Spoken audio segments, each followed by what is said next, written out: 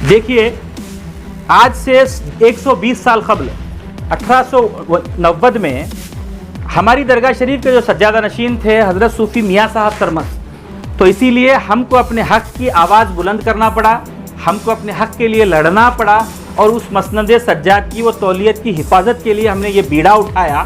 अगर दरगाह शरीफ में कल कुछ हालात ख़राब होते हैं, जिसका इंटीमेशन मैंने बर वक्त पुलिस डिपार्टमेंट को दे दिया है, तो इसका ज़िम्मेदार पुलिस डिपार्टमेंट होगा। एक साहब ने कहा कि सज्जादा नशीन मुतवल्ली का, सज्जादा नशीन का कोई राइट नहीं है, वक्फ एक्ट के अंदर कोई सज्जादा नशीन की ड्यूटीज़ नहीं है, सज्जादा नशीन का यह नहीं है। 4 क्लास अगर पढ़ लेते तो उसका मालूमात हो जाती। अब्दुल्ला सरमस का डिक्लेरेशन ऑफ मुतवल्ली और सज्जादा नशीन जो उन्होंने ट्रिब्यूनल के सामने किया है, दरख्वास्त डाली है, वो अभी पेंडिंग है। अगर वो उनके हक़ में डिक्लेयर होता है तो फिर हम लोग हटने के लिए तैयार हैं। औज़ु बिल्लाहि मिनश शैतानिर रजीम, बिस्मिल्लाहिर रहमानिर रहीम।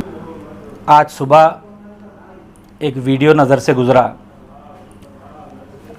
कि कुछ हज़रात कुछ मॉब को लेकर पब्लिक को जमा कर कल यानी पिछला जो दिन गया 1715 तारीख़ दोपहर में आईबी में श्री शरण बसप्पा गौड़ा दर्शनापुर साहब डिस्ट्रिक्ट इंचार्ज मिनिस्टर से मुलाकात किए। किस सिलसिले में उन्होंने मुलाकात की, उन्होंने अपने वीडियो से ज़ाहिर किया कि उन्होंने दरगाह हज़रत सूफ़ी सरमस रहमतुल्लाह अलैह की तौलियत व सज्जादगी के मसले को जनाब मिनिस्टर साहब के साहब में उठाया। और उस वीडियो में जब मुझ तक पहुँचा तो मैं अवामुन्नास को उस वीडियो की हकीकत क्या है, उस वीडियो में जो कहा जा रहा है उसकी हकीकत क्या है और इसके पीछे की हकीकत क्या है, वो तीनों चीज़ें अवामुन्नास के सामने रखने के लिए मैं हाज़िर हुआ हूँ। सबसे पहले जिन हज़रात ने ये बीड़ा उठाया है कि हज़रत असदुल औलिया की मसनद सज्जादगी की हिफाजत की जाए, मैं हज़रत सूफ़ी सरमस की एक छोटी करामत बोलकर बात को आगे बढ़ाता हूँ। आज से करीब 3-4 साल से शाहपुर के मखसूस हलकों में ये बातें की जा रही थी कि कुछ लोग हैं जो हज़रत असदुल औलिया की अज़मत को घटा रहे हैं, आपकी बुज़ुर्गी पर सवालिया निशान उठा रहे हैं और करबलाए सानी होने पर शकूक व शुबात ज़ाहिर कर रहे हैं। उस वक्त जब लोग मेरे पास आए तो मैंने उनसे यही कहा, देखो बाबा, हज़रत का मामला है, हज़रत ही उसका जवाब देंगे। तो आज अल्हम्दुलिल्लाह बड़ी मसरत हुई इस बात को, इस चीज़ को देखकर कि जो लोग हज़रत असदुल औलिया पर उंगली उठा रहे थे, हज़रत असदुल औलिया की करामत ये रही कि उन्हीं को अपने घर की नौकरी पर लगा दिया। बहुत अच्छी बात। उन्हीं को अपने दर की दरबानी पर लगा दिया। तो इससे करामत असदुल औलिया साबित होती है।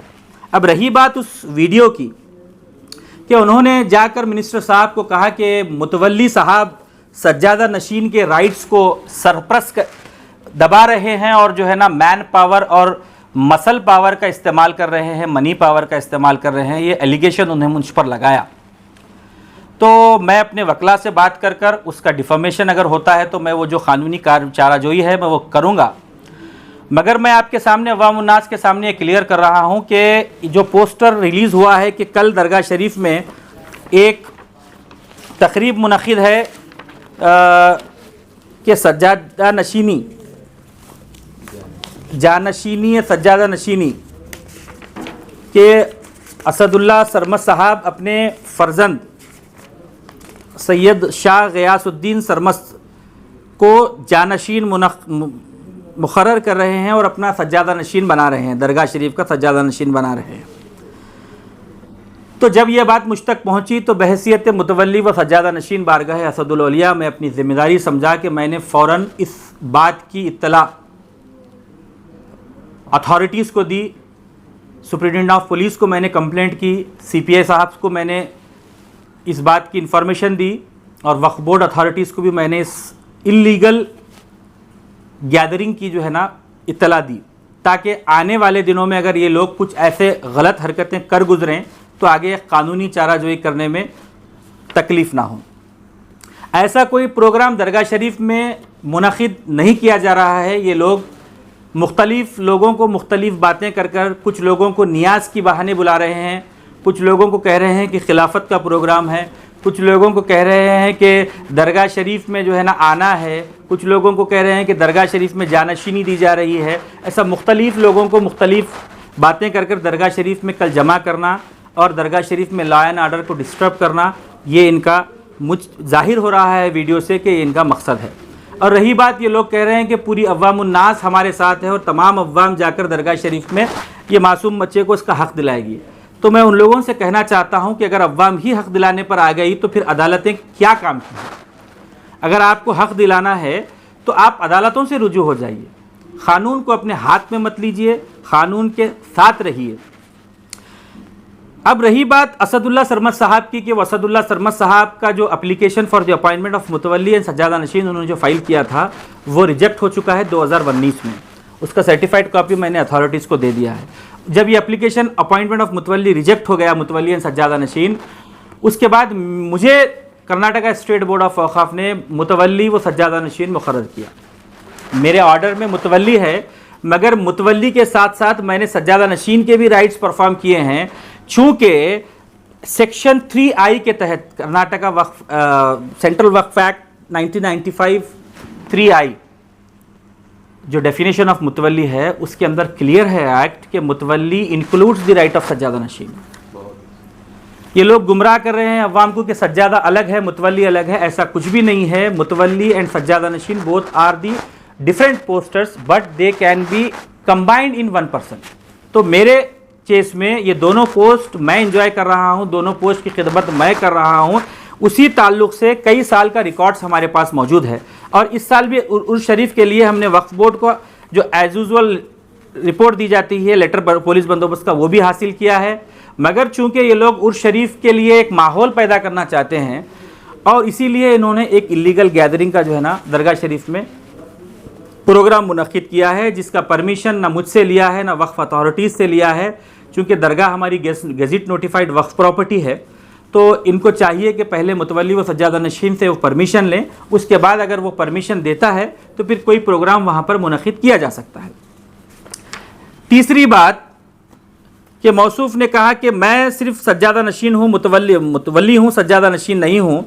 तो ये जो मेरा ऑर्डर है, जो मेरा अपॉइंटमेंट ऑर्डर है, उसको मैं पढ़कर आपके सामने सुनाता हूँ। उसका जो रेजोल्यूशन है अपॉइंटमेंट ऑर्डर का, उसके पेज नंबर 2 के अंदर पेज नंबर 1 में ये क्लियरली लिखा है, wherein it has been clearly stated that forefathers of the applicants are the Sajjada Nasheen as well as the Mutawalli of above said दरगाह। मेरे जो परदादा के वालिद थे वो हकीकी सज्जादा नशीन इस बारगाह के थे, हकीकी मुतवल्ली इस बारगाह के थे। वो किस तरह थे मैं आने वाले आगे गुफ्तगू में मैं उसको एक्सप्लेन करूँगा। उसके बाद section 3I of Waqf act के तहत मुतवल्ली का जो डेफिनेशन इसमें मेरे ऑर्डर में लिखा गया है, तो मुतवल्ली के ऑर्डर के अंदर, मुतवल्ली के डेफिनेशन के अंदर सज्जादा नशीन भी इंक्लूड है। ये वक्फ बोर्ड के ऑर्डर के अंदर भी लिखा गया है और वक्फ बोर्ड ने जो मुझे एड्रेस किया है अपने ऑर्डर के अंदर, वो मेरे नाम के आगे उन्होंने क्लियर लिखा है, copy address to Syed Mohammed Mujibuddin Munawwar Sarmad सज्जादा नशीन एंड हेरिडिटरी मुतवल्ली दरगाह हज़रत सोफ़ी सरमद। ये रही बात मेरी बात। अब असदुल्ला सरमद साहब का चूँकि application for the appointment of मुतवल्ली 2018 में रिजेक्ट हो चुका है, उसके बाद उन्होंने मेरे ऑर्डर को चैलेंज करते हुए कर्नाटका वक्फ ट्राइब्यूनल में एप्लीकेशन 7 फाइल किया। एप्लीकेशन 7 फाइल करके उन्होंने प्रेयर की कि मुजीबुद्दीन सरमद के ऑर्डर को रिजेक्ट किया जाए और मुझे मुतवल्ली व सज्जादा नशीन डिक्लेयर किया जाए, जो 2021 में ट्रिब्यूनल में डिसमिस हो गया। उसके बाद फिर मैं हेरिडिटरी मुतवल्ली बना। फिर उन्होंने कर्नाटका स्टेट वक्फ ट्रिब्यूनल में एक OS फाइल किया जिसमें उन्होंने प्रेयर की कि the petitioner should be for the declaration of the wasted right of inheritance of mutawalliship of the plaintiff successor सज्जादा Nashin in his right and interest to दरगाह हज़रत सोफ़ी सरमद। अगर ये साहब अज़ात खुद सज्जादा नशीन हैं, तो फिर इन्होंने अदालतों के सामने अपने आप को सज्जादा बनाने की दरख्वास्त क्यों पेश की? सबसे पहला सवाल ये है। अगर ये खुद सज्जादा नशीन हैं तो फिर अदालतों के सामने जाकर अपने आप को सज्जादा नशीन डिक्लेयर करने की वजह क्या है? तो ये जो ओएस है अभी before the Karnataka Waqf tribunal pending है। जब ये एक्सेप्ट होगा, अगर उनको डिक्लेयर किया जाएगा सज्जादा नशीन और मुतवल्ली, हम अल्हम्दुलिल्लाह हट जाएंगे, उनको जो है फिर काम करने देंगे, फिर हम आगे हाई कोर्ट जाएंगे, वो जो कानूनी मामला है वो करेंगे। अब रही बात एक लॉ एंड ऑर्डर को डिस्टर्ब करने के लिए कुछ एक टोला निकला है, उनके जो है ना कहने पर ये लोग ऐसा कर रहे हैं।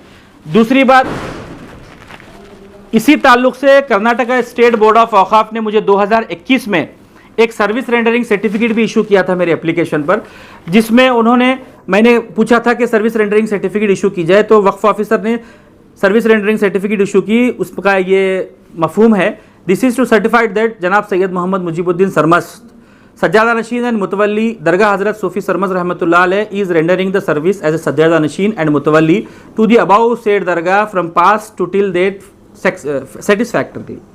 ये वक्फ बोर्ड का दिया हुआ सर्विस रेंडरिंग सर्टिफिकेट है। अब इस पर कुछ लोग सवाल उठाएंगे कि ये सर्विस रेंडरिंग सर्टिफिकेट देने का इख्तियार नहीं है।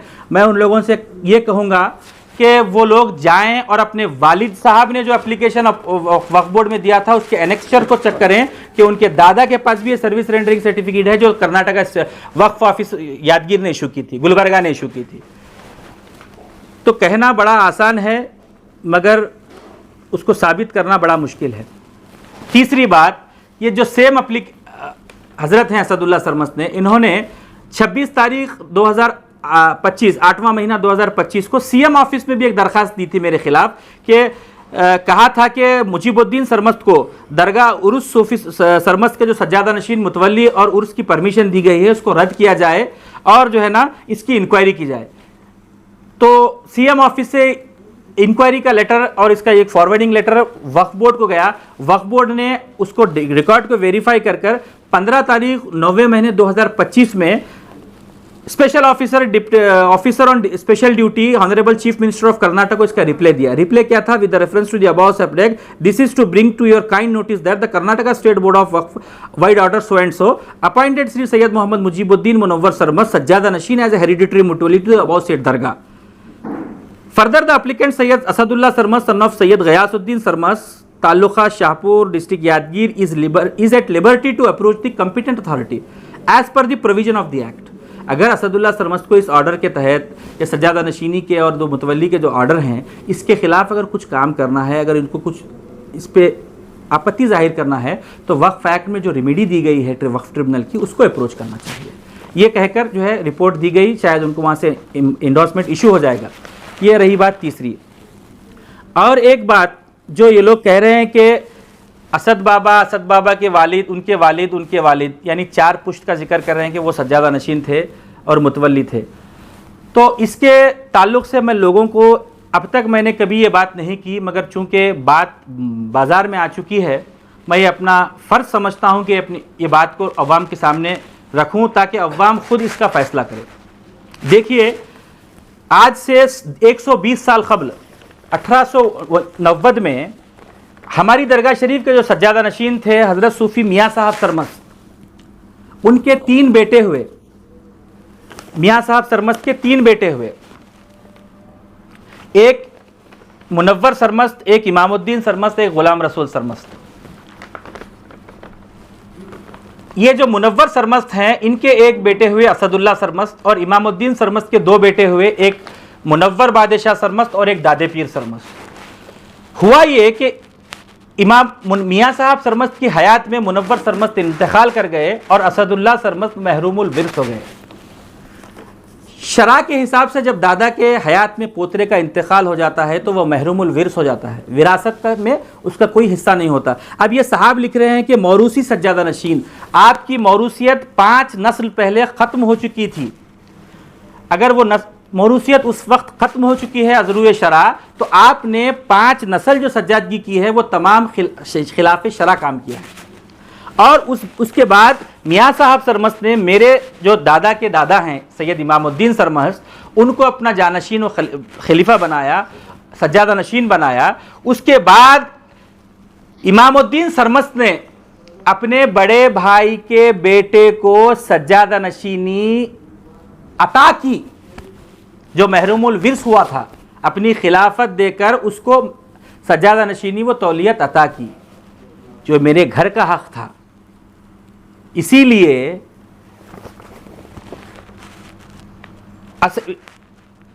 असदुल्ला सरमस्त के इंतकाल के बाद जब सिराजुद्दीन सरमस्त सज्जादा नशीन हुए, तो सिराजुद्दीन सरमस्त के सज्जादा नशीनी के जो मामलात हुए उसमें मुनव्वर बादशाह सरमस्त और दादा पीर सरमस्त का बड़ा अमल दखल रहा। इन्हीं की इजाज़त से, इन्हीं की सरपरस्ती में वो मामला होता था। उसके बाद नस्ल दर नस्ल ये मामला चला, हर सदी में डिस्प्यूट चला। मेरे दादा के चतायरे भाई तक़द्दुस माब हामिद पाशा सरमस्त साहब ने भी ये मामला उठाया था, चूँकि उनकी किस्मत में मामला नहीं था। हज़रत ने बहुत कोशिश की, मगर चूँकि असदुल्ला सरमस्त दरगाह शरीफ के जो मामलात थे वो पूरे मामलात को तबाह व ताराज करने पर उतर आए थे, तो इसीलिए हमको अपने हक़ की आवाज़ बुलंद करना पड़ा, हमको अपने हक़ के लिए लड़ना पड़ा, और उस मसनद सज्जादगी व तौलियत की हिफाजत के लिए हमने ये बीड़ा उठाया। और अल्हम्दुलिल्लाह हज़रत सूफ़ी सरमस्त असदुल औलिया का फैज़ान ये रहा कि अल्हम्दुलिल्लाह मैं अपने परदादा की विरासत का अमीन बनकर आज अल्हम्दुलिल्लाह सूफ़ी सरमस्त की मसनद सज्जादगी व तौलियत पर फ़ाइज़ हुआ। और अल्हम्दुलिल्लाह दरगाह शरीफ का जो डेवलपमेंट है, दरगाह शरीफ की जो रूहानियत का जो मरकज़ है, वो मरकज़ कई लोगों की नज़रों को खल रहा है। हसद व बग़्ज़ व किना की बुनियाद पर कई लोग इस बारगाह से पहले तो कोशिश किया कि असदुल औलिया की अज़मत को घटाया जाए। जब ये मुमकिन ना हुआ तो फिर तौलियत व सज्जादगी के मामले को डिस्टर्ब किया जाए। मगर चूँकि हमारी भी एक तारीख़ रही है कि जिन जिन ने असदुल औलिया की तौलियत व सज्जादगी पर हमले करने की कोशिश की है, हज़रत असदुल औलिया ने उनको अपनी तौलियत व सज्जादगी से बर्खास्त किया है। आने वाले दिनों में हर मामलात पर हम अल्हम्दुलिल्लाह जवाब देने के लिए, फ़ाइट करने के लिए रेडी हैं। जो भी गैर अखलाक़ी बातें फेसबुक पर होंदे या सोशल मीडिया पर होंदे कर रहे हैं, अगर वो डिफॉर्मेशन के केस में, अगर डिफॉर्मेशन के लॉ के अंदर आते हैं तो मैं उनके ऊपर डिफॉर्मेशन केस फाइल करूँगा। और आने वाले दिनों में अगर दरगाह शरीफ में कल कुछ हालात ख़राब होते हैं, जिसका इंटीमेशन मैंने बर वक्त पुलिस डिपार्टमेंट को दे दिया है, तो इसका ज़िम्मेदार पुलिस डिपार्टमेंट होगा। और जो इस इलीगल प्रोग्राम में शरीक होकर एक लॉ एंड ऑर्डर डिस्टर्ब करने की कोशिश करेंगे, उन तमाम पर as per the law action लिया जाएगा। चूँकि मैं वहाँ पर मुतवल्ली व सज्जादा नशीन हूँ, मेरी मैनेजमेंट में वो दरगाह है। और सज्जादा नशीन, एक साहब ने कहा कि सज्जादा नशीन मुतवल्ली का, सज्जादा नशीन का कोई राइट नहीं है, वक्फ एक्ट के अंदर कोई सज्जादा नशीन की ड्यूटीज़ नहीं है, सज्जादा नशीन का यह नहीं है। 4 क्लास अगर पढ़ लेते तो उसका मालूमात हो जाती। वक्फ एक्ट उठाइए 1995 कर्नाटका लॉ जर्नल पब्लिकेशन का, जिसके अंदर कर्नाटका वक्फ रूल 2017 के सेक्शन